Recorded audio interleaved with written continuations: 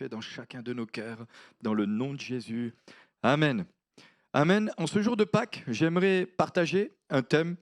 Le titre de mon message, c'est Tempête de la vie, punition divine ou outil de croissance. Tempête de la vie ou punition divine ou outil de croissance. Et c'est vrai que j'en profite d'être dans ce week-end de Pâques pour nous rappeler que Jésus-Christ est mort le vendredi soir, mais qu'il est ressuscité le troisième jour. Et quand on analyse un petit peu le pourquoi de la venue de Jésus, c'était pas parce que, ou la mort de Jésus, ce n'est pas parce qu'il était un grand pécheur, ce n'est pas non plus parce que c'était quelqu'un qui avait volé, qu'il était un bandit, mais la mort de Jésus à la croix est uniquement à cause de chacun de nous. Si Jésus est mort, eh bien si Jésus s'est donné, si Jésus s'est offert à la croix, c'est tout simplement parce que la Bible nous dit que car Dieu a tant aimé le monde qu'il a donné son Fils unique afin que quiconque croit en lui ne périsse pas, mais qu'il ait la vie éternelle.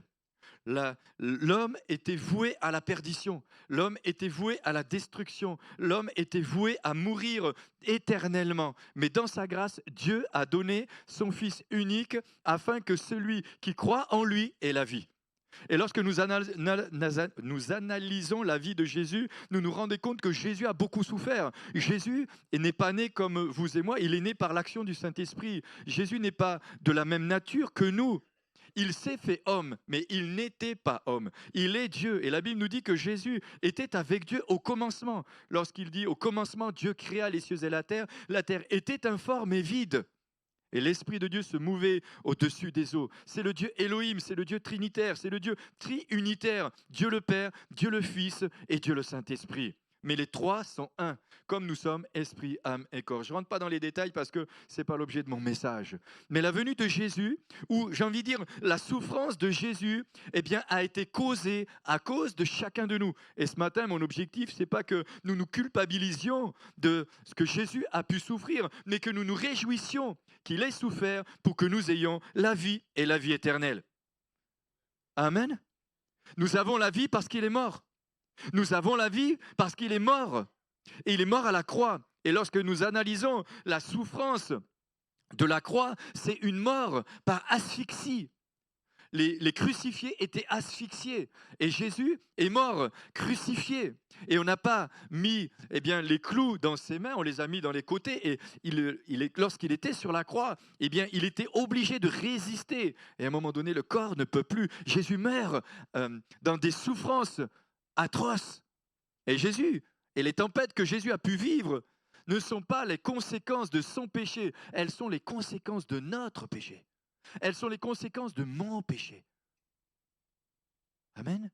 Ce sont les conséquences de mon péché. Et ce matin, j'aimerais qu'on se réjouisse aussi. C'est vrai que Jésus est mort. Mais le troisième jour, la Bible nous dit qu'il est ressuscité. Il s'est présenté à plus de 500 personnes qui ont rendu témoignage de la résurrection de Jésus. Mais aujourd'hui, nous pouvons aussi rendre témoignage de la résurrection de Jésus. Parce que la Bible nous dit, vous serez mes témoins. Celui qui a rencontré Jésus, celui qui a vécu quelque chose de particulier avec Jésus, celui qui est né de nouveau ne peut pas dire que Jésus n'existe pas. Il ne peut pas dire ça. Personnellement, j'ai rencontré Jésus il y a au moins 35 ans. J'ai vécu quelque chose qui a changé ma vie, qui a bouleversé ma vie. J'étais un véritable païen. Je vivais comme n'importe quel jeune. Je vivais avec des convoitises, avec des attirances, avec des choses que dans le monde, on pense que tout est normal. Mais quand j'ai rencontré Jésus, ma vie a changé. Mon cœur n'était plus le même. Mes désirs n'étaient plus le même. Mes aspirations n'étaient plus les mêmes. J'avais changé de tout au tout. Alors, je ne vais pas trop rentrer dans les détails ce matin, je ne voudrais pas aller trop loin sur mon témoignage, mais on pourra en discuter. Mais ma vie a changé littéralement. Jésus a changé ma vie. Et lorsque tu as vécu quelque chose de particulier, tu ne peux pas, avec Jésus, tu ne peux pas dire que Jésus est encore mort. Tu peux que dire que Jésus est vivant et qu'il est ressuscité. Et nous savons que non seulement il est ressuscité, mais la Bible nous dit qu'il est allé s'asseoir à la droite de Dieu. Et aujourd'hui, dans ces jours de Pâques, nous voulons proclamer la résurrection de Jésus. Nous voulons proclamer que nous sommes animés de l'esprit de la résurrection de Jésus. Nous sommes, et nous manifestons la puissance du Saint-Esprit. Et je peux vous dire que la puissance du Saint-Esprit, nous la voyons, et nous la voyons se manifester. Ce matin, on était en train de rouler avec Priscille, Et puis je priais pour la réunion encore à haute voix. Et puis j'étais en train de lier certaines puissances. Et puis j'arrive à un passage clouté. Et donc il y a un gars, il me regarde de travers, il passe, il me regarde de travers. Et puis j'étais en train de lier les puissances et il s'arrête à la voiture et j'entends qu'il me parle. Et je me dis, et Priscille me dit, je dis mais, attends, je suis en train de prier. Il ne faut pas que la chair d'un coup elle prenne le dessus. Mais je me dis, je suis en train de prier, je suis en train de prendre des positions spirituelles et le gars, paf. Si tu n'es pas en Christ, ça ne peut pas se produire. Il y a des réactions quand tu es en Jésus-Christ. Bien-aimé, on priait pour des personnes, à peine, bam, il y avait des puissances qui étaient là. Il y a confrontation d'esprit. Il y a confrontation et ça existe encore. Et nous prions pour les malades pour que les malades soient guéris. Parce que tous les malades, ce n'est pas simplement qu'une maladie. Parfois, eh bien, ce sont des esprits qui sont là derrière. Je ne mets pas les esprits partout, mais je ne les mets pas nulle part non plus. D'ailleurs, dans Marc 16, il est dit, « Voici les signes qui accompagneront ceux qui ont cru. En mon nom, ils chasseront les démons. » Première des choses. Et puis, ils imposeront les mains aux malades et les malades seront guéris. Il y a des tempêtes dans nos vies qui ne sont pas pour une punition, comme une punition divine, mais qui sont pour notre croissance et notre développement. Et si aujourd'hui, nous pouvons nous réjouir que Jésus est mort à la croix, nous pouvons nous réjouir qu'il est ressuscité, nous pouvons nous réjouir en lui que nous avons la vie éternelle. Parce que, grâce à la tempête et à ce qu'il a traversé, nous avons le privilège de pouvoir rentrer dans le ciel. C'est tout l'effet que ça vous fait. Eh bien, moi, ça me réjouit. Parce que je me dis, avec tout ce qu'on vit, instantanément, on peut finir dans le ciel. Comme ça, clac. Ça me fait penser à parfois certaines vidéos qu'on voit. Le pasteur est en train de prêcher, pam, d'un coup, paf, la Bible tombe, pam. Il y en a qui restent et il y en a qui partent. Dans l'église. Et ça fait un peu, comme diraient certains, on a un peu la trouille quand même. Hein. Mais si tu as véritablement rencontré Jésus, tu n'as pas à avoir peur. Parce que tu es sauvé, tu as la vie éternelle. Il t'a permis d'avoir la vie éternelle. Bon, je n'ai pas commencé mon message encore. Il nous permet d'avoir la vie éternelle. Il est dit, maudit soit celui qui est pendu à la croix. Maudit celui qui est cloué à la croix. La malédiction qui était sur nos vies est tombée sur lui. Cette malédiction qui était sur nos vies, elle est tombée sur Jésus. Mais grâce à son sacrifice à la croix, bien-aimé, grâce à sa mort à la croix, grâce à son sacrifice, la Bible nous dit, et nous pouvons le déclarer ce matin encore, il n'y a plus de condamnation pour ceux qui sont en Jésus-Christ. Jésus est notre rachat. Il nous a rachetés, il nous a libérés, il nous a délivrés. En lui, il n'y a plus de condamnation. En lui, il n'y a plus de malédiction. En lui, les malédictions et les chaînes ont été détruites. Mais c'est lui qui a traversé la tempête à cause de chacun de nous. Et ce matin, nous voulons nous réjouir. Oui, nous réjouir de sa mort, mais nous réjouir surtout de sa résurrection. Parce qu'en lui, nous avons la vie. En lui, nous avons non seulement la vie ici-bas, mais nous avons la vie éternelle. Mais ce qui est encore plus incroyable, c'est qu'il nous donne la grâce de pouvoir nous utiliser pour guérir, pour délivrer, pour libérer, pour annoncer le bon message de l'évangile de paix. Il nous donne la grâce de pouvoir partager l'évangile. Vous savez, des fois je vis des choses en Afrique, je me régale trop. Vous savez que j'ai réussi à faire prêcher, enfin pas prêcher, j'ai réussi à faire citer un verset de la Bible à quelqu'un qui était en train de fouiller mes affaires. À l'aéroport de Brazza. Je suis à l'aéroport de Brazza, elle commence à fouiller mes affaires. Alors ça c'est vraiment un truc que j'aime pas. Hein. Tu fouilles, enfin, surtout que je sais qui je suis quoi. J'ai pas ni de... Bon bref. Ok. Je lui dis, ça c'est ma Bible. Alors je finis par ma Bible et je lui dis, je vais vous la sortir. Et je lui dis, est-ce que... je ne sais plus comment ça vient. Je lui dis, est-ce que vous connaissez un passage de la Bible? Et je lui dis, vous connaissez Jean 3,16? Je suis en train de l'ouvrir et elle commence à me citer. Car Dieu a tant aimé le monde qu'il a donné son Fils unique afin que quiconque croit en lui ne périsse pas, mais qu'il ait la vie éternelle. Je dis, waouh, vous connaissez... Alors j'ouvre ma Bible, je dis, ben voilà, c'est écrit là. Elle était en train de fouiller mes affaires. On arrive encore à la douane. Et à la douane, Mario, il avait gardé des avocats et des oranges. Et il voulait les garder dans son bagage à main. Je dis, mais Mario, ça, il faut le mettre dans la soute. Et donc, il a fini par y arriver. Et puis, on arrive, donc on passe pour ceux qui connaissent, hein, tac, tac, t'arrives, paf. Et là, le monsieur me dit, ah, je peux fermer les yeux. Alors Priscille lui dit, ben, si vous pouvez fermer les yeux, là, ça voulait dire, pour ceux qui connaissent un peu, donne-nous quelque chose. Hein. Et donc Priscille lui dit, bon, si vous fermez les yeux, si vous voulez, on fait 1, 2, 3 soleils et nous, on disparaît. Ça, c'est l'humour de ma femme. Hein. Il dit, mais tu veux qu'on nous attache ou quoi? Et moi, je commence à négocier. Je dis, non, mais vous comprenez, nous sommes des serviteurs de Dieu et tout, etc., etc. Et puis, j'ai dit, écoutez, il lui dit, bon, alors au nom de Dieu, je peux fermer les yeux. Je dis, ben écoutez, vous savez quoi? Vous fermez les yeux et moi, je prie pour vous. Il me dit, bon, ben d'accord. C'était le gendarme, hein, avec le truc et tout. Hein. Je dis, fermez les yeux, moi, je prie pour vous. Vous appelez comment? Vous êtes, allez, on va prier. Et j'ai prié pour lui. Mario, il a récupéré ses oranges et ses avocats. Et on est parti, on est allé attendre l'avion. Alléluia. Mais il n'y a que le Seigneur qui peut faire des choses pareilles. Mais j'aime ça.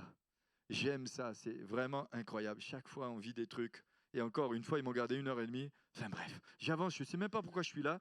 Bref. Tempête de la vie, punition divine ou croissance? Punition divine ou croissance? Quand tu as rencontré le Fils de Dieu, quand tu as vécu quelque chose avec lui, quand tu sais au fond de toi-même, il t'a racheté, il a payé notre rançon. Tu sais que c'est pour la vie éternelle. Tu sais que c'est pour la vie éternelle.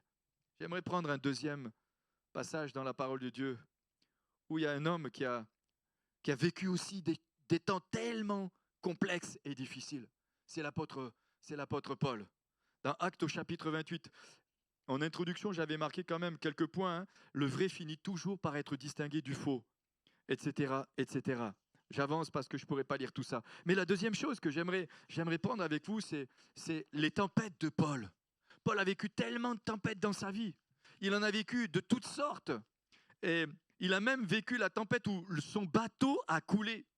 Son bateau a fait naufrage. Il est arrivé à l'île de Malte. Pour ceux qui connaissent, hein, l'île de Malte, eh bien, ce passage se situe dans le livre des Actes au chapitre 28. Et il est dit, une fois sain et sauf, pour avoir appris que l'île s'appelait Malte, les barbares nous témoignèrent peu de bienveillance. Eh bien, si les barbares leur ont témoigné peu de bienveillance, je peux vous garantir qu'au Congo, nous sommes accueillis comme des princes.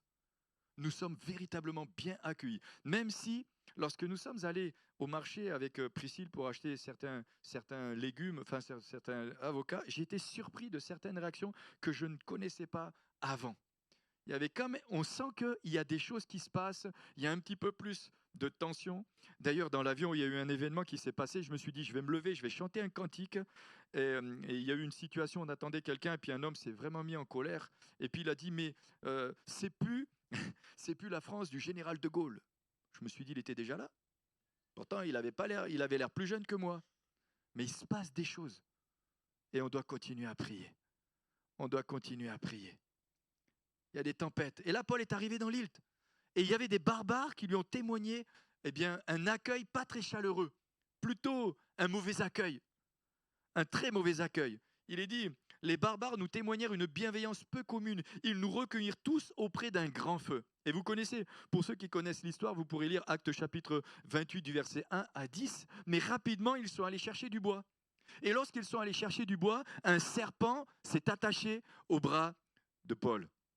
Et donc ce serpent s'attache à son bras et tous ces barbares et tous les gens qui étaient là, eh bien, s'attendent à ce qu'il meure. Et là, on voit qu'il y a certainement des tempêtes que nous serons obligés de vivre, que Dieu permettra que nous puissions vivre. Alors pour certains, ils vont dire, eh ben voilà, c'est la punition de Dieu. Et là, ceux qui étaient aux alentours se disent, eh bien, il va mourir. Et ils commencent à observer l'attitude de Paul. Ils commencent à observer son attitude. Et ils commencent à le regarder avec un petit peu plus d'attention. Peut-être qu'ils ne l'avaient même pas repéré. Peut-être qu'ils ne l'avaient même pas vu. Peut-être qu'il y avait tellement de monde que peu importe qui est qui. Mais le fait qu'il soit mordu par un serpent à un moment donné attire leur attention.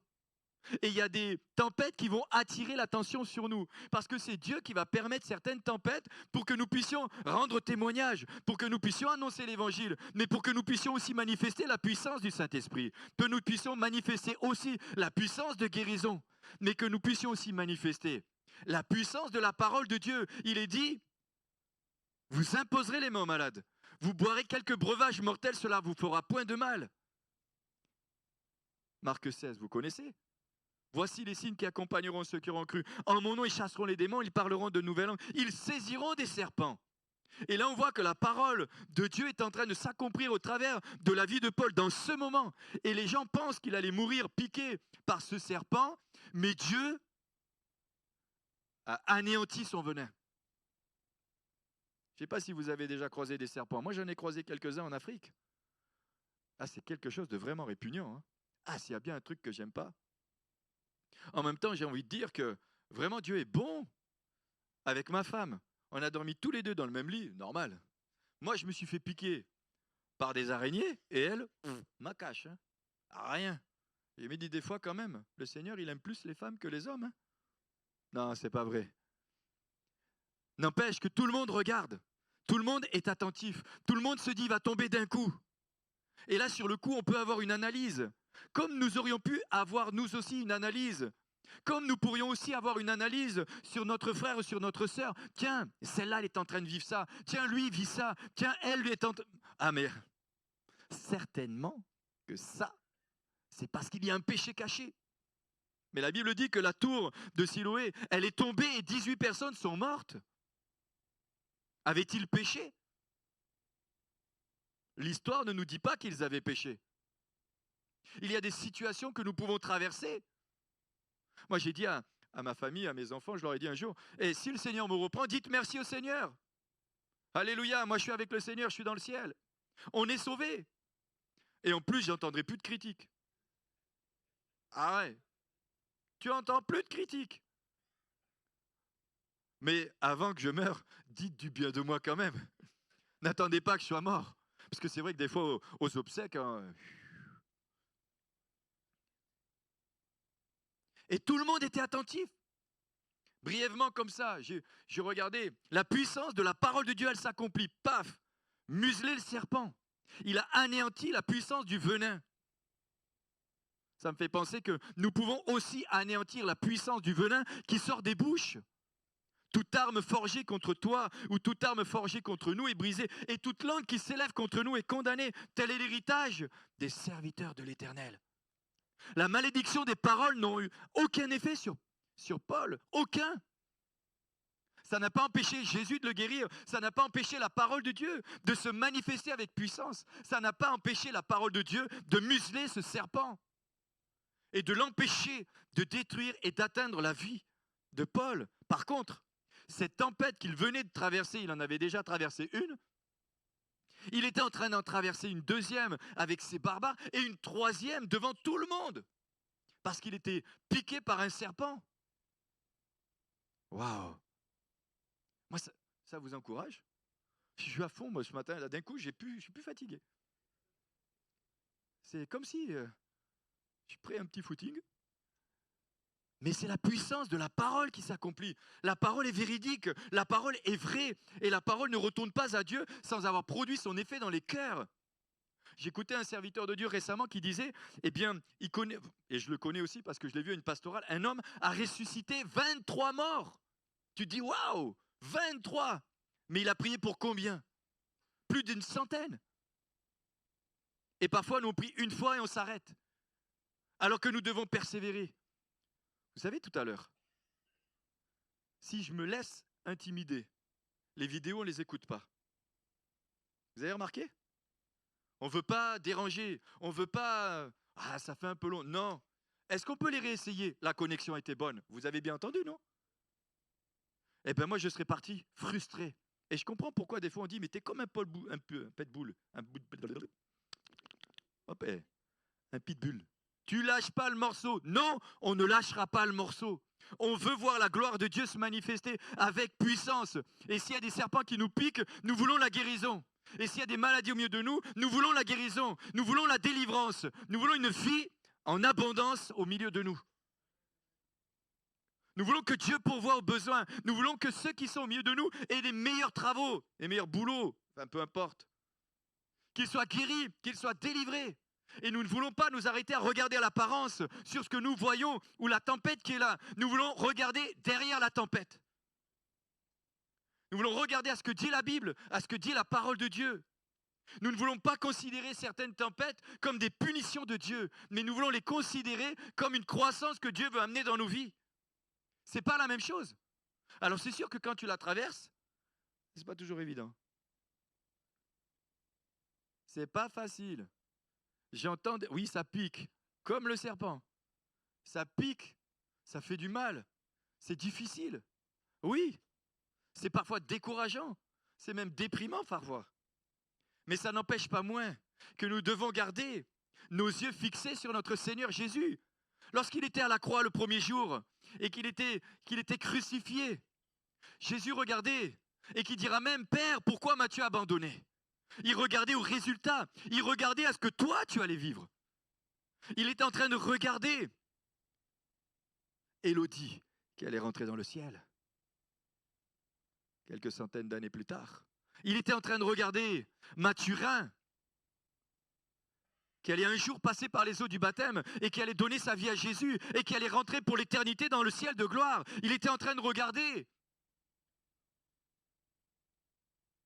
Naomi. Il était en train de regarder Claudine. Il était en train de regarder toi. C'est toi qui le voyais quand il était à la croix. C'est moi qui le voyais. Vous sentez ça? Est-ce que vous sentez ce Saint-Esprit qui est en train de confirmer ça? C'est toi qui voyais. C'est moi qui voyais. C'est nous qui voyons. Il voyait Virginie. Il la voyait. Il a dit, mais c'est pour toi. Jésus ne regardait pas la tempête qu'il était en train de traverser, même s'il dira, Père, pourquoi m'as-tu abandonné? Mais il dira, tout est accompli, je remets mon esprit entre tes mains. Même dans le jardin de Gethsémani, il dira, non pas ma volonté, mais ta volonté.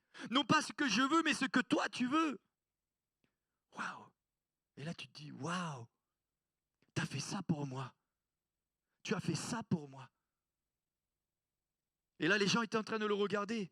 Ils regardaient Paul, s'attendant à ce qu'il tombe brutalement. Ils s'attendaient à ce qu'il meure.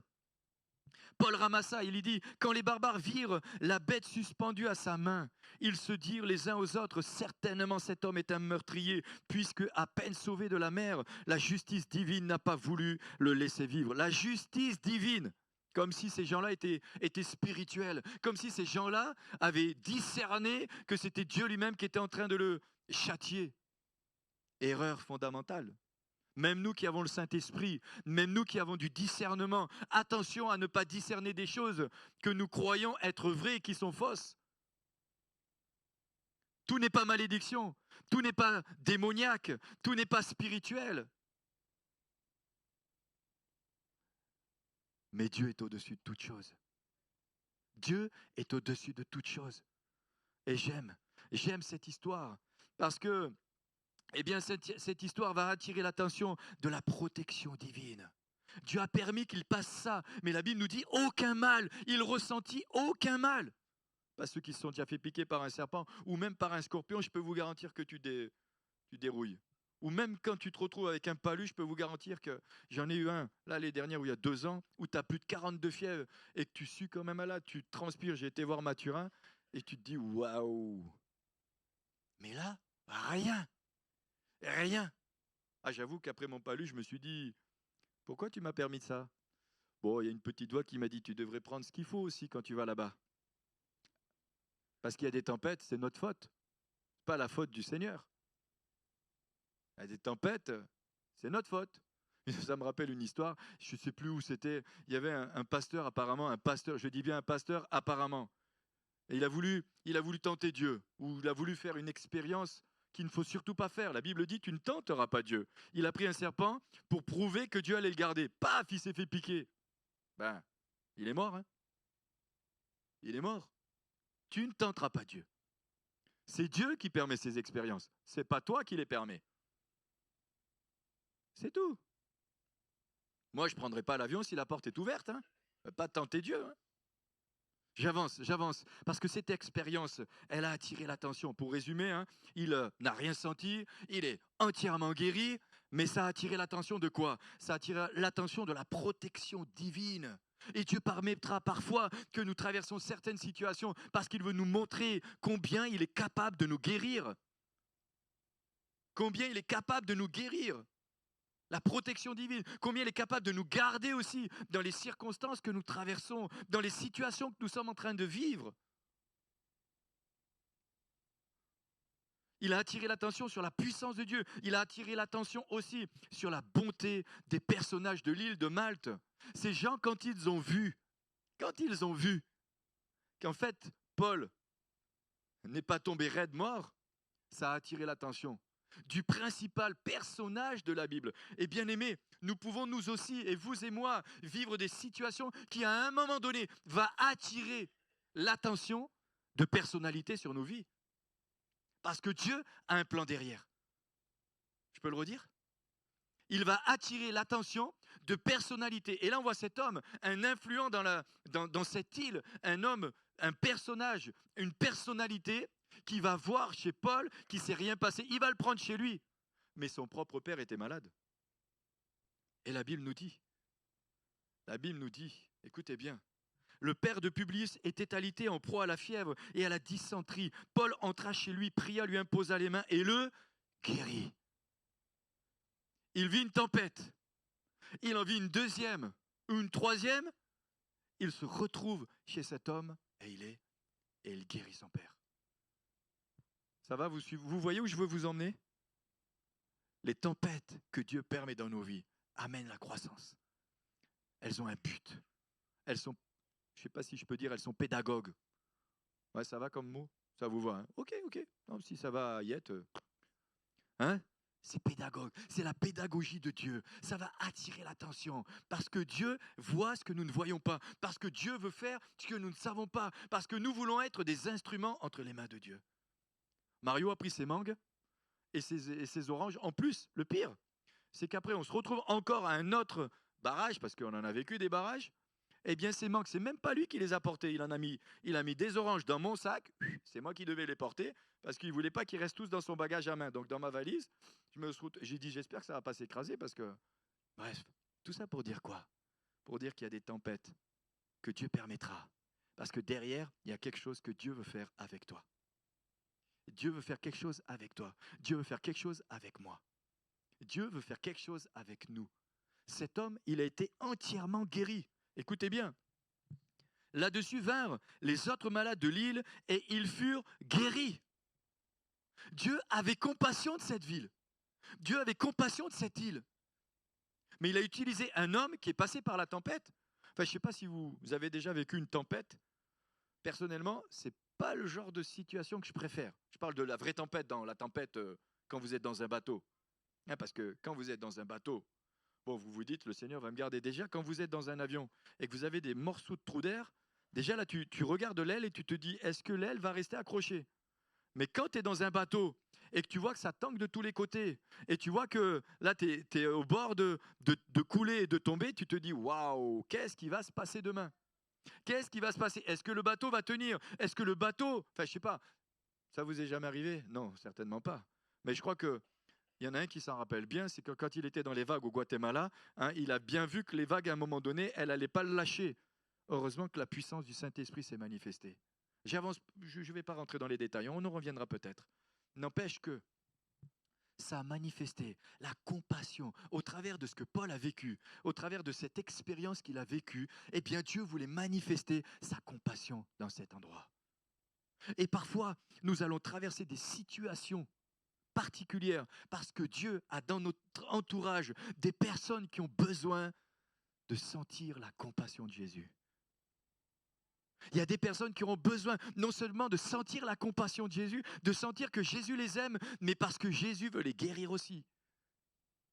Il veut les guérir aussi, il veut les toucher aussi, il veut intervenir dans leur vie.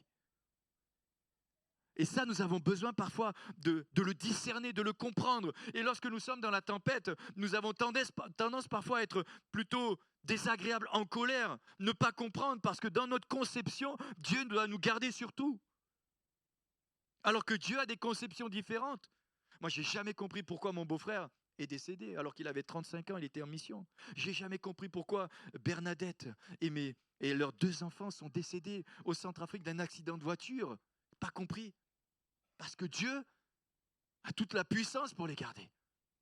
Et c'est vrai qu'il permettra des situations que nous n'avons pas d'explication. Nous ne pouvons pas les expliquer. Nous pouvons juste dire, oui Jésus, tu peux faire comme tu as fait avec les disciples et on va arriver. Ordonne à la mer de se taire. Et pourtant, il va permettre que ça dure, ça dure, ça dure. Vous savez, quand je prie avec des personnes ici, des fois j'ai du mal à comprendre certaines situations. Quand une personne a la jambe amputée, je me dis, mais Seigneur, tu avais la puissance de la guérir. Pourquoi tu ne l'as pas fait?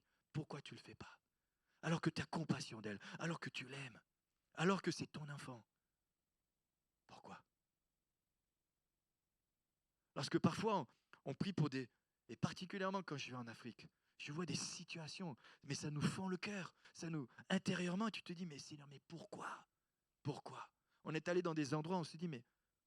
D'ailleurs, un gars, il me dit, tu peux pas faire la route? Je dis, mais moi, je suis pas DPT. Je travaille pas dans le DPT.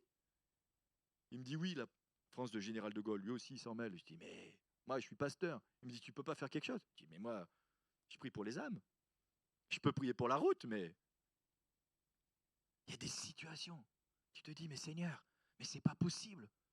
La première des choses que certaines personnes nous ont dit là-bas, mais on a du mal à vivre.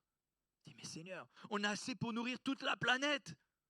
On a assez pour vivre et faire vivre toute la planète. Pourquoi? Il y a des situations, on ne peut pas expliquer. Mais n'empêche que quand on prie pour eux, bien souvent, ils ont la guérison. Et parfois, Dieu est obligé de nous permettre d'être dans certaines circonstances ou situations parce que Dieu veut manifester sa compassion, son amour, sa miséricorde. Il veut nous permettre de vivre quelque chose d'intense avec lui. Et c'est parfois souvent dans les tempêtes qu'on est plus proche de Jésus. C'est souvent même. C'est comme si on est dans ça.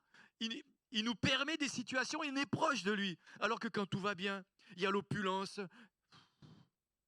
Oh, pour certains, il dit, oh, je prierai demain. Aujourd'hui peut-être. Ou alors demain. C'est ça, non? Non, mais je ne vais pas aller plus loin sur le chant quand même. On va chanter un cantique. Mais c'est ça que je veux dire. Il a attiré l'attention.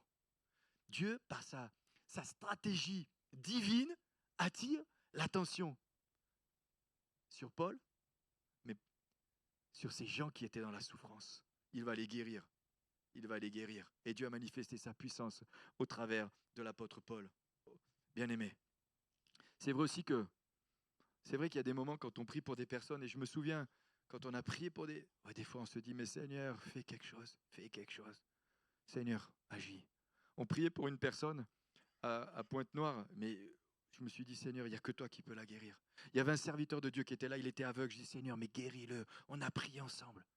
J'ai dit, tu vois, il me dit, je ne sais plus ce qu'il m'a dit. Il s'est passé quelque chose. Mais je dis, Seigneur, tu peux le guérir totalement. Tu peux faire ce miracle. C'est pas que dans la Bible, c'est aussi pour nous. Mais on continue à prier. Et même si on ne voit pas, on continue jusqu'à ce qu'on voie. Jusqu'à ce qu'on voie. Parce que Dieu a compassion. Et il a attiré notre attention. Il a attiré l'attention pour guérir les malades qui étaient dans l'île. Pour les guérir, pour les délivrer. Mais non seulement il a fait ça, mais écoutez bien, c'est que Dieu en plus a permis à Paul de partir en n'ayant aucun besoin. Verset 10, on nous rendit de grands honneurs et à notre départ, on nous fournit ce dont nous avions besoin. Moi, j'aime ça. J'aime ça. Il n'est pas parti les mains dans les poches, il est parti avec les poches pleines. À leur départ, on leur a rendu tout ce qu'ils avaient besoin. J'avance pour prendre un troisième texte. D'accord? Ou peut-être juste une petite allez, aparté sur l'épreuve ou les tempêtes. Les tempêtes ne se produisent pas uniquement en mer. Vous avez certainement compris que je fais référence à des événements qui, sans avertissement, se produisent et agissent violemment l'embarcation de notre vie. Qui agitent violemment l'embarcation de notre vie. Lorsque vous apprenez que vous ou que l'un de vos proches a un cancer, a une maladie, etc., etc. Que l'on vous informe qu'une personne de votre entourage s'est suicidée ou que vous perdez votre emploi, vous êtes confronté à une tempête de la vie. Oui, Oui, parfois c'est vrai. Quand tu sais que quelqu'un est passé par le suicide, tu te dis waouh Seigneur, waouh. Et là, tu te dis Seigneur, pour quelle raison? J'avance. La troisième chose que j'aimerais relever avec vous, c'est les disciples dans la tempête. Pourquoi ou pas? La tempête dont les disciples furent l'objet, elle a servi à quoi? Dans les Juges au chapitre 2, versets 20 et 23 d'abord, il est dit « Alors la colère de l'Éternel s'enflamma contre Israël. Et il dit, puisque cette nation a transgressé mon alliance que j'avais prescrite à ses pères, et puisqu'ils n'ont point obéi à ma voix, je ne chasserai plus devant eux aucune des nations que Josué laissa quand il mourut. C'est ainsi que je mettrai par elle Israël à l'épreuve pour savoir s'ils prendront garde ou non sur la voie de l'Éternel, comme leurs pères ayant pris garde. Et l'Éternel laissa en repos ces nations qu'il n'avait pas livrées entre les mains de Josué, et il ne se hâta point de les chasser. Dieu a permis à ces nations d'être là pour que Israël comprenne. Pour que Israël comprenne. Et parfois, Dieu permettra aussi des situations dans nos vies pour que nous puissions comprendre l'alliance que Dieu a fait avec nous. Mais je reviendrai tout à l'heure pour conclure sur la vie de Jonas. Mais dans Matthieu chapitre 8, versets 23 à 27, il est justement parlé des disciples qui se sont retrouvés dans la tempête. Et eux aussi ont vécu une tempête dans leur vie qui était, j'allais dire, mémorable. Il s'est produit quelque chose dans leur vie que peut-être nous aurions, peut-être, je dis bien peut-être, envie de vivre parce que nous connaissons le résultat. Mais quand Jésus est dans la barque et que Jésus est en train de dormir et que la tempête commence à faire rage, alors qu'ils étaient avec Jésus sur le bord de la mer de Galilée et que Jésus leur dit « passons de l'autre côté ». Et il y a parfois des situations que Dieu va permettre parce que nous allons passer dans un autre degré de foi, où nous allons passer dans une autre situation. Mais Dieu va nous permettre de traverser le lac de Galilée. Mais dans ce lac de Galilée, nous allons vivre des tempêtes qui vont secouer notre barque. Vous me suivez? Vous êtes toujours là? Bougez voir la main pour voir. Ok. Ah, ça va. Super. Je vois qu'au fond, ils ne se sont pas endormis. Mais Jésus nous dit parfois, passe de l'autre côté. Allez, passe de l'autre côté. Sylvie, passe de l'autre côté. Passe, vas-y. Vas-y, avance. Moïse a avancé. Mais Moïse, la mer s'est ouverte. Alléluia. Est-ce qu'il y a quelqu'un qui pourrait me donner un petit mouchoir, s'il vous plaît? Il est passé de l'autre côté. Passe de l'autre côté. Passe. Viens de l'autre côté. Je veux t'emmener plus loin. Merci.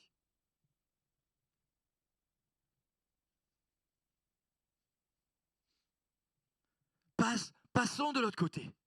Et Jésus savait que les disciples allaient rentrer dans une autre dimension. Et il savait qu'entre le bord de la rive, le bord de la mer de Galilée, et après avoir traversé la mer de Galilée, ils n'allaient plus jamais être les mêmes. C'était fini. Lorsque les disciples sont avec Jésus, on le chante, hein, avec Jésus dans ma barque, je me ris de la tempête. Jésus dans ma barque, je me ris. Vous connaissez? Non, vous ne connaissez pas? Liliane, tu connais quand même. Pourquoi tu es timide ce matin? On connaît ce chant, on le chante. Et on se dit, parce que je suis dans la barque avec mon Jésus, tout va bien. Mais les disciples commencent à paniquer parce que la mer est démontée. Et pour avoir étudié ce lac, brièvement, hein, mais quand même, quand les vagues s'y mettent, eh bien, les vagues sont très très hautes. Et je comprends les disciples qui sont en train d'être agités intérieurement parce qu'ils se disent nous allons couler. Et en plus, nous allons couler, mais Jésus est avec nous et nous allons couler avec Jésus alors que lui, il dort. Mais la Bible nous dit que, et je résume, hein, ils ont commencé à réveiller Jésus. Oh Jésus, Jésus, viens vite. C'est la panique à bord. On panique. Attendez, on va aller le chercher vite fait. Ça vous va? Allez, Matthieu chapitre 8, pour ceux qui cherchent entre la Genèse et l'Apocalypse. Ok, il n'y a pas de réaction ce matin. Matthieu chapitre 8, alléluia. Il monta dans la barque et ses disciples le suivirent. Alors il s'éleva sur la mer une si forte tempête, certains disent ouragan, tsunami, vous pouvez mettre tous les mots que vous voulez, mais n'empêche que ça doit être tellement impressionnant. Parce que quand tu as des vagues de 30 mètres, tu as des vents violents, Même si tu es un véritable bon pêcheur, je parle de pêcheur, pas à la ligne, hein, eh bien je peux te garantir que tu dois quand même avoir un peu la trouille, hein, même si Jésus est avec toi. N'empêche, vous allez voir. J'en étais là. Alors il s'éleva sur la mer une si forte tempête sur la barque était couverte par les vagues, et lui, il dormait. Les disciples s'approchèrent de lui et le réveillèrent en lui disant « Seigneur, sauve-nous, nous périssons !» Il leur dit « Pourquoi avez-vous peur, gens de peu de foi ?» Alors il se leva, menaça les vents, et la mer se calma. Et un grand calme se fit. Plein d'admiration, ces hommes se disaient « Quel est celui-ci ?» Car même les vents et la mer lui obéissent. Bien-aimés, il y aura des tempêtes dans nos vies que Jésus permettra pour que nous puissions véritablement connaître Jésus comme il doit être connu. Des fois, nous ne connaissons pas Jésus. Nous sommes obligés de traverser le lac de Tibériade pour que nous puissions véritablement connaître Jésus comme il doit être connu. Parfois, nous le connaissons avec notre intellect. Nous savons qu'il fait des miracles. Nous savons qu'il guérit. Nous savons qu'il fait des tas de choses. Mais parfois, on a l'impression que c'est toujours pour les autres. Et il y a des moments où il nous fera traverser le lac pour que nous puissions arriver de l'autre côté, en ayant cette pensée intérieure que ce qu'il fait, c'est aussi pour moi. Oh, il n'y a qu'un amen. Il le fait aussi pour moi, il le fait pour toi. Parce qu'il veut t'apprendre quelque chose de particulier. Il veut t'apprendre dans cette tempête que Jésus n'est pas loin, qu'il est à côté, que pour l'instant il ne réagit pas, mais juste un mot de lui et tout s'arrête. Un mot. Il y a des tempêtes dans nos vies qui s'arrêtent avec un seul mot ou deux. Tais-toi. Ou la ferme. Non, c'est comme ça que le texte le dit. Hein. C'est pas au nom de Jésus, je t'ordonne de la boucler, sois muselé. Non, c'est un mot, deux mots. Tais-toi. Il s'est levé et instantanément, ça s'est arrêté. Et je me souviendrai toujours de lorsque Daniel était dans ces vagues-là. On était sur le bord de la mer. J'ai senti dans mon esprit qu'il fallait ordonner aux vagues de le ramener. Et on a vu 2 vagues le ramener. Ça paraît tellement inconcevable ce que je suis en train de dire. Intellectuellement, comment des vagues ramènent? Ben oui, ça s'est passé. On l'a vécu, on l'a vu. Depuis ce jour, je le sais, que quand j'ai ordonné aux vagues, elles ont ramené Daniel. Et je sais qu'il m'a entendu. Et il y a des témoins qui l'ont vu. Michel l'a vu. D'autres l'ont vu. On a vu qu'il s'est passé quelque chose. On a vu qu'il s'est passé quelque chose. Mais ces gens dans la tempête n'étaient plus la même. Ils n'étaient plus les mêmes. Ils étaient totalement différents. Ils étaient remplis de foi. Mais aussi, au travers de ce qu'ils ont vécu, ils ont compris qu'il fallait apprendre à combattre ces peurs. Et Dieu permettra que nous allions traverser le lac de Tibériade parce que nous devons apprendre à lutter contre nos peurs. Il y a des peurs qui ne sont pas justifiées. Il y a des peurs qui ne sont pas de Dieu. Il y a des peurs saines, bien sûr. Il ne faut pas non plus être un inconscient si tu vas dans des endroits où Dieu ne t'a pas demandé d'aller. Évidemment que tu auras des problèmes et c'est ta faute. Mais il y aura des moments, Dieu permettra que tu sois obligé de confronter des peurs. Et il y a des peurs que les croyants ont et vivent. Et nous avons tous certaines peurs parfois. Qui peut dire même pas peur? Il y a des fois des peurs saines. Dieu permettra, parce que ça fait partie aussi de notre nature, mais il y a des peurs, ce sont des influences démoniaques, et parfois ce sont simplement des influences intellectuelles, mais c'est aussi parfois des souffles de l'ennemi qui te fait peur pour te limiter, pour t'empêcher. Mais dans cette tempête, ils ont appris à maîtriser leur peur. Et il y a des tempêtes que le Seigneur permettra pour que tu puisses traverser le lac, que tu arrives de l'autre côté en te disant, maintenant, même plus peur. J'ai plus peur de telle et telle chose. J'avance. Je vous ai dit ce matin, je suis arrivé en forme. Ils ont vécu des choses incroyables. Ça a mis en évidence leurs faiblesses. Il y a des tempêtes qui permettront de mettre en évidence nos faiblesses. Et nous n'avons pas tous les mêmes. Nous n'avons pas tous les mêmes. Mais ça met en évidence nos faiblesses. Ça nous fait découvrir le véritable Jésus. Ça nous fait découvrir Jésus comme jamais auparavant. Et c'est vrai que nous le connaîtrons à ce moment-là comme jamais auparavant. Mais qui est celui-ci? Et ils ont dit, plein d'admiration, cet homme se dire, quel est celui-ci? Car même les vents et la mer lui obéissent. Ils ne le savaient pas avant, mais ils le savent après. Ils le savent après. Tu ne savais pas des choses avant, mais tu vas les savoir après. Que tout disciple doit combattre ses peurs. Tout disciple, nous y compris. Nous y compris. Parfois, on a tellement peur qu'il arrive quelque chose à nos enfants. Des fois, moi, je suis terrible. Hein. Priez pour moi, pauvre pécheur. Moi, j'ai 4 filles. J'ai toujours peur qu'il y en a une. Il y a un loustic qui vienne en ravir une. Je ne vous dis pas, je sors les yeux comme ça. Et des fois, je suis obligé de me mépriser. Me maîtriser. Des fois, il dit, oui, elles sont grandes maintenant. Certaines, il faut. Et en Belgique, qu'est-ce que vous voulez que je fasse? L'autre, elle est mariée. Avec un Italien en plus. Enfin, non.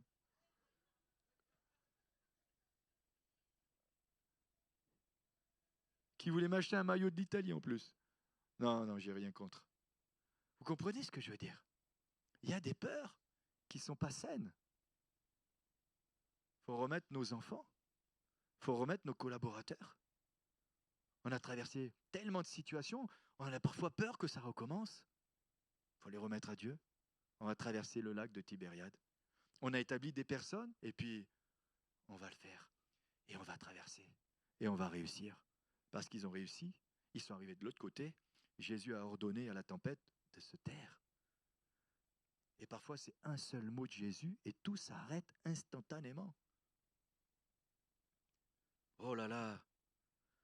Que toute épreuve s'arrête par un mot de Jésus. Que dans toutes les tempêtes, Jésus n'est jamais très loin en plus.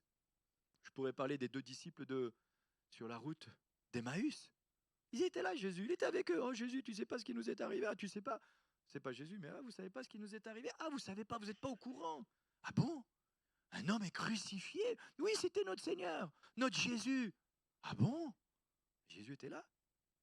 Intérieurement, Jésus devait dire, mes loustiques, mes gaillards, vous allez voir bientôt. Vous ne serez plus les mêmes. Parce que je vais vous parler. Que les disciples sont rentrés dans une dimension plus grande de foi.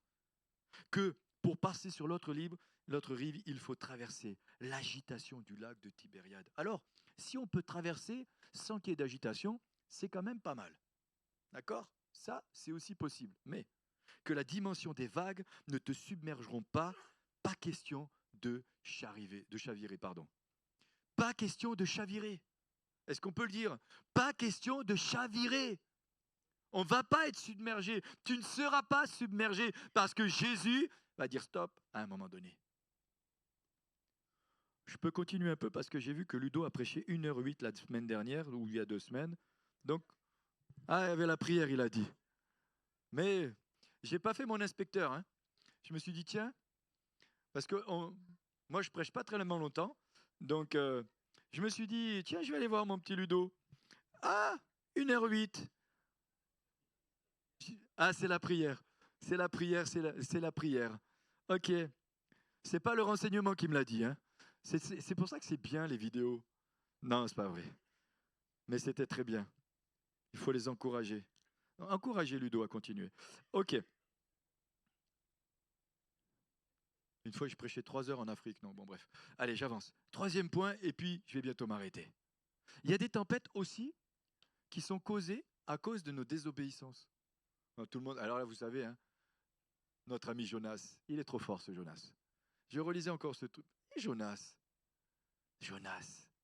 Lui, par contre, tempête de la vie causée à cause de sa désobéissance. Oui, je sais que c'est la vérité. Hein. Vous pourrez lire ça tranquillement. Regardez. Il a mis la tempête de Jonas, vous pourrez lire ça dans Juge. Hein. Non, pas Juge, qu'est-ce que je raconte? Jonas, chapitre de Jonas, tout le livre de Jonas, toute cette histoire est tellement intéressante. Mais Juge 3, verset 4, il est dit « Ces nations servirent à mettre Israël à l'épreuve afin que l'Éternel sût s'ils obéiraient au commandement qu'il avait prescrit à leur père Moïse. » Et parfois même Dieu va permettre que nous soyons dans des situations pour voir si nous allons obéir ou pas. C'est quand même incroyable. Parce que nous ne connaissons pas notre cœur, mais lui, il le connaît bien. Il connaît bien notre cœur. Quand je méditais ça et ce message et je repensais à ça, il a mis Jonas, ça a servi à mettre en évidence que la désobéissance ne mène nulle part. Elle t'amène dans le ventre d'un grand poisson. Elle t'enferme. Et tu dis, mais Seigneur, pourquoi tu es allé chercher un Jonas? Mais j'ai envie de me dire, mais pourquoi Dieu est allé nous chercher tout court? Parce que quand j'analyse la vie de Jonas, la réaction dans son cœur, Dieu l'envoie pour prêcher la repentance. Toute la ville se repent. Au lieu qu'il soit heureux et joyeux, il n'est pas content parce qu'un ricin est mort. Il dit quand même. Mais je me suis dit, mais est-ce que c'est pas notre cœur, ça?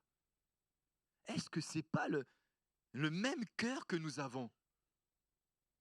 Et Dieu, parfois, est obligé de nous amener dans des situations pour mettre en évidence ce qui est dans notre cœur, pour nous en purifier, pour nous en délivrer. Est-ce que je me réjouis quand Dieu utilise mon frère? Est-ce que je me réjouis quand Dieu utilise ma sœur? Est-ce que je me réjouis quand mon frère a une belle voiture et ma sœur a une belle moto? Parce qu'il y a des sœurs qui ont des belles motos. Est-ce que je me réjouis ou est-ce que je suis jaloux? Est-ce que je suis dans la compétition ou la rivalité? Est-ce que ça me réjouit? C'est intéressant de se poser les bonnes questions. Jonas, Dieu l'appelle. Il prêche un message. Dieu l'utilise. Et on aurait tendance à dire, mais pourquoi, Seigneur, tu utilises un gars tel que lui? En plus, tu sais qu'il est désobéissant. Tu sais que le gars, il va partir à l'opposé. Non, Dieu l'a choisi. Parce que Dieu est bon. Parce que Dieu nous aime. Parce que Dieu, lorsqu'il a décidé de nous utiliser, il nous amène. Il nous amène. Même si je crois que parfois certains passeront à côté de la volonté de Dieu. Je le crois profondément. Et j'ai vu des hommes, j'ai vu des personnes, ils avaient des véritables appels sur leur vie, avec une véritable onction. Et à un moment donné, prendre des décisions ou des orientations qui ont détruit l'appel qui était sur leur vie. Malgré la repentance. Malgré la repentance.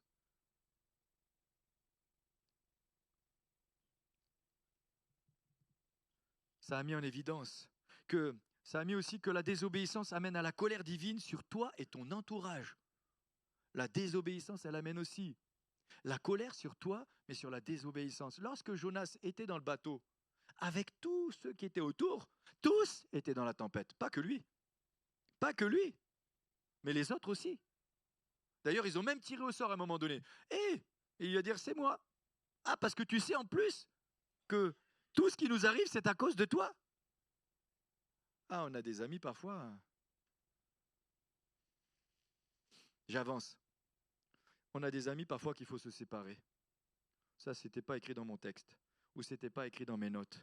Mais il y a parfois des situations avec certaines personnes, il faut s'en séparer vite, vite, vite, avant que ça aille trop loin. Avant que toi aussi tu subisses ce qu'ils sont en train de subir. Je le dis parce que je crois que c'est une parole prophétique.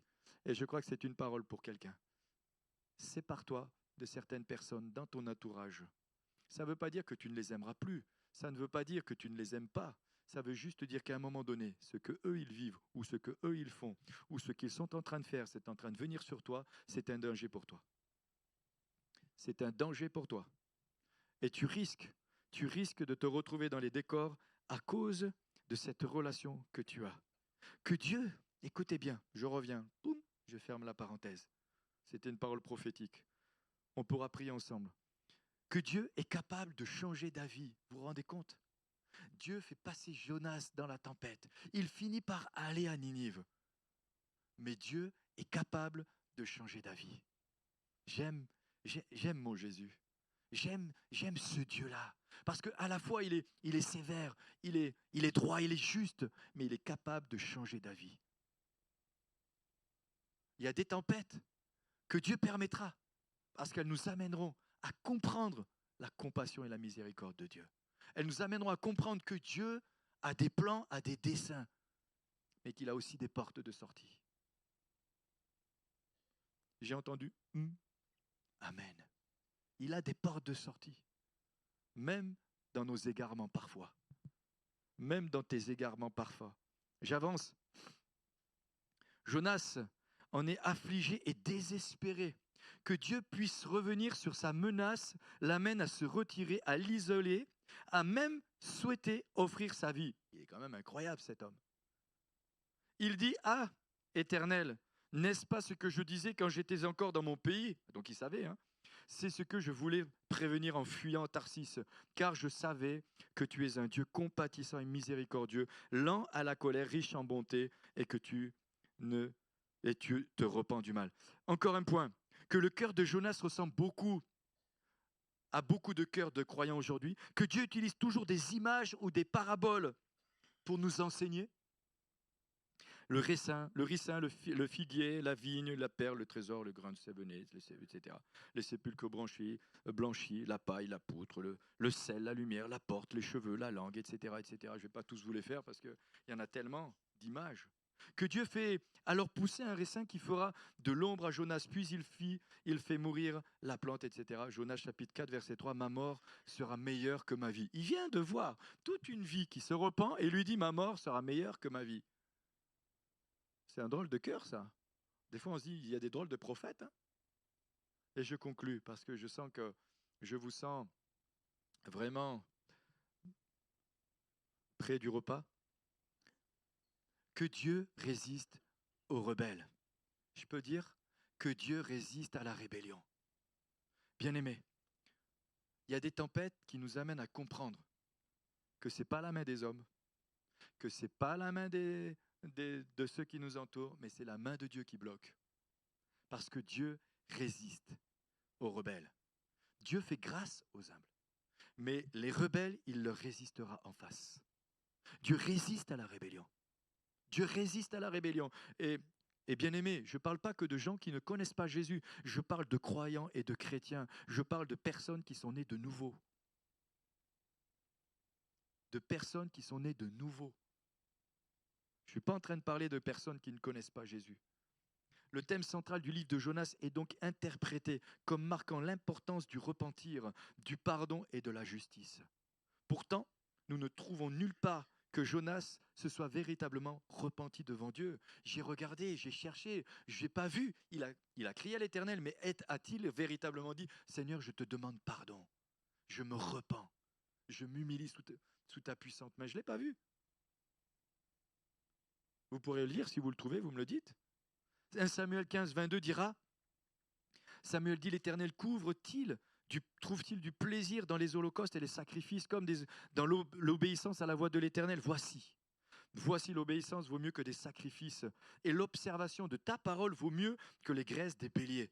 Car la désobéissance est aussi coupable que la divination et la résistance ne l'est pas moins que l'idolâtrie et les téraphimes. Puisque tu as rejeté la parole de l'Éternel, il te rejettera aussi comme moi. Waouh, ça fait peur. Hein. J'inviterai les musiciens à me rejoindre parce que je voudrais vraiment conclure. J'aurais pu encore parler de l'histoire de Joseph. Quelle belle histoire. J'aime cette histoire. J'aime la vie de Joseph. Je parle de Joseph, le fils de Jacob. Vous pourrez retrouver ça dans la Genèse au chapitre 50, du chapitre 30 au chapitre 50. Comment Dieu l'a façonné, comment Dieu l'a transformé, comment Dieu a changé son cœur. Mais ce que je retrouve dans cette histoire, c'est qu'après 13 années, il est passé des ténèbres à la lumière. Il est dit dans le psaume, vous lirez, dans le psaume 113, versets 6 à 8, il abaisse les regards sur les cieux et sur la terre. De la poussière, il retire le pauvre, du fumier, il relève l'indigent pour les faire asseoir avec les grands de son peuple. Cette expression poétique évoque l'idée que Dieu élève les humbles et les place à côté des puissants. Oui, il me retire de la poussière pour me faire asseoir avec les grands de mon peuple. Joseph est passé de la prison à la gloire. Il est passé de la prison à la cour du roi. Il est passé de la prison où Dieu l'accompagnait, ou dans cette tempête qu'il vivait, ou dans ce chemin qu'il traversait. Dieu était avec lui parce que Dieu le conduisait au travers de ça. Mais il est passé de la prison à la gloire, à la cour de Pharaon, où il est devenu le second, où il avait autorité sur tout. Et bien aimé, j'aimerais dire, et je le dis ce matin, parce que je le crois, Dieu peut nous utiliser à un moment donné pour que nous ayons des contacts et des relations avec des personnalités. Parce que Dieu veut nous emmener de l'autre côté de la rive. Parce qu'il a préparé quelque chose. Et il va nous utiliser. Donc ne regarde pas ou ne regardez plus les tempêtes comme des tempêtes qui vous attirent toujours vers le bas, mais regardez les tempêtes comme des tempêtes qui vont vous attirer vers le haut. Je peux le redire? Est-ce qu'on a conscience de ça? Parfois on dit, wow, je vis ça depuis toujours. Un jour ça s'arrêtera. Un jour ça s'arrêtera. Il y a des situations qui se répètent parfois. Et je le vis même moi. Il y a des situations qui se sont répétées pendant des années et des années. Mais un jour, ça s'arrêtera et tu seras assis avec les grands de son peuple. Parce que Dieu t'a choisi. Mais au travers du chemin que tu vis, au travers de ce que tu es en train de vivre, il te forme, il te façonne. Il a transformé Joseph. Joseph était orgueilleux, il a fini humble. Mais au travers de ce chemin, une des choses qui ressort, c'est que plus que tout, il devait garder son cœur. Garde ton cœur plus que toute autre chose, car de lui viennent les sources de la vie. Garde ton cœur.